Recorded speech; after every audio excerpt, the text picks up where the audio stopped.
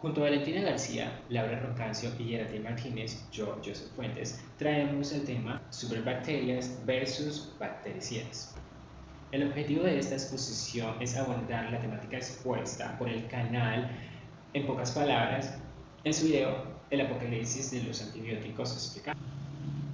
Vamos a plantear preguntas que van a ir respondiendo y conceptualizando sobre las bacterias, además de su resistencia ante los antibióticos por el mal uso que le hemos venido dando, y una breve explicación de cuáles podrían ser las alternativas en la lucha contra las bacterias. Para comenzar nos vamos a plantear las siguientes preguntas. La primera es, ¿qué son las bacterias?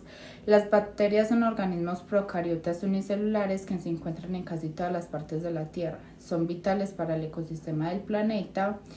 Algunas de estas pueden vivir en condiciones realmente extremas de temperatura y presión. El cuerpo humano está lleno de bacterias. De hecho, se estima que contienen más bacterias las células humanas. La mayoría de las bacterias que se encuentran en el organismo no producen ningún daño. Al contrario, algunas son beneficiosas. Una cantidad relativamente pequeña de especies son causa de enfermedades. ¿Qué son los antibióticos y cómo matan a las bacterias? Los antibióticos son medicamentos que combaten las infecciones bacterianas en personas y animales. Funcionan matando a las bacterias o dificultando su crecimiento y multiplicación de estas mismas. Les hablaré sobre las bacterias inmunes. Bueno, algunas bacterias han encontrado la forma de protegerse, pues estas han evolucionado y tienen la capacidad de interceptar los antibióticos para modificar la molécula y volverla inocua. También invierten energía en crear bombas para expulsar los antibióticos antes de que estos puedan hacerles daño. Cuando las bacterias inmunes son pocas, el sistema inmunitario puede combatir contra ellas. Pero si alguna se escapa, esta puede compartir su inmunidad con otras bacterias. Ahora, ¿cómo comparten esta inmunidad? Bueno, las bacterias cuentan con dos tipos de ADN, que son los cromosomas y los plásmidos, unos pequeños elementos flotantes. Entonces, cuando las bacterias se abrazan, se comparten estos plásmidos y con ellos pueden compartir habilidades. Entre ellas encontramos la inmunidad y esto se propaga rápidamente. También está el proceso de transformación, que es que las bacterias pueden tomar partes de bacterias muertas y adquirir este tipo de habilidades como la inmunidad. Un foco de estas bacterias inmunes son los hospitales. Otro serio problema es el uso de antibióticos en la producción de carne, debido a que en la actualidad existen explotaciones ganaderas con entre 20 y 30 mil millones de animales. Estas, para abaratar la carne, le dan una vida horrible a muchos animales y los asignan en diminutos espacios que son el foco de infecciones y condiciones insalubres. Esto es un medio de cultivo perfecto para las enfermedades. Debido a esto, deciden darle antibióticos a estos animales para que no se lleguen a enfermar y matar la mayor cantidad de bacterias posibles. Todo esto para que los productos sean de menor costo posible. Debido a este sistema en donde los seres humanos consumimos estas carnes, no es de extrañar que los antibióticos que las bacterias se han vuelto más resistentes a los antibióticos. Esto se afronta utilizando antibióticos para las diferentes bacterias, pero también se resiste con antibióticos específicos para aniquilar bacterias que se han vuelto resistentes a estos. Como ejemplo a todo lo que acabé de explicar, tenemos la resistencia a la colistina. La colistina es un antibiótico que se utiliza de último recurso debido a que este puede dañar el hígado, pero es muy eficaz contra las infecciones graves que se ocasionan en los hospitales. Debido a su poco uso es que este es tan buen resistente, pero al darnos cuenta que ya existen bacterias que son inmunes a la colistina, es una pésima noticia debido a que puede dañar nuestra primera línea nuestra primera línea defensiva y matar a muchísimas personas. Esto fue debido a que hace muchos años, ya hace bastante tiempo, en granjas chinas le han dado colistina a los cerdos, y esto ocasionó que los cerdos se lo pasaran a los animales, que los cerdos ocasionaran bacterias inmunes a la colistina y se lo pasaran de animal a animal y efectivamente después a los seres humanos. Bien, sabemos que las bacterias son estos seres que se encuentran en el planeta. Además, se consideran maestras en supervivencia y están en todas partes.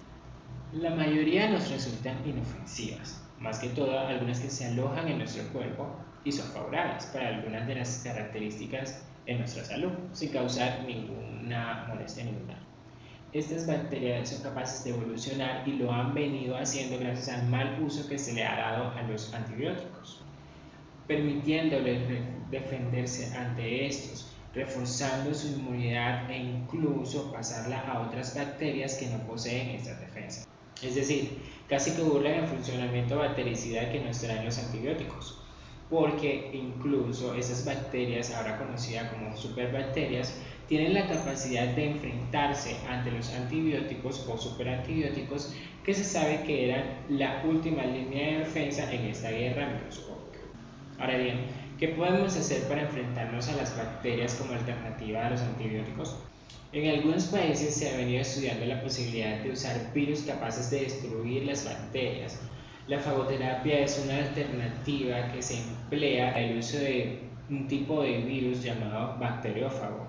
Estos virus que infectan especialmente a las bacterias y que son reconocidas así por ser bacteriófagos, o sea que se comen las bacterias, reconocen específicamente receptores de la membrana de las bacterias y inyectando su material genético hacia el interior de ellas, dando como resultado el ciclo isogénico, un ciclo donde integran su material genético hackeando de incógnito a las bacterias en proceso de división, transmitiéndose de una generación de bacterias a otra, hasta que llega un día en el que se activa este material genético del virus, produciendo lo que se llama el ciclo lítico, ciclo donde este material se aprovecha de la maquinaria intrabacteriana, replicándose así en nuevos bacteriófagos, llegando a un punto en el que la bacteria entra en lisis, o sea que ocasiona la ruptura de la bacteria, liberando estos fagos que luego comienzan un nuevo ciclo con otras bacterias. Ahora nos preguntamos,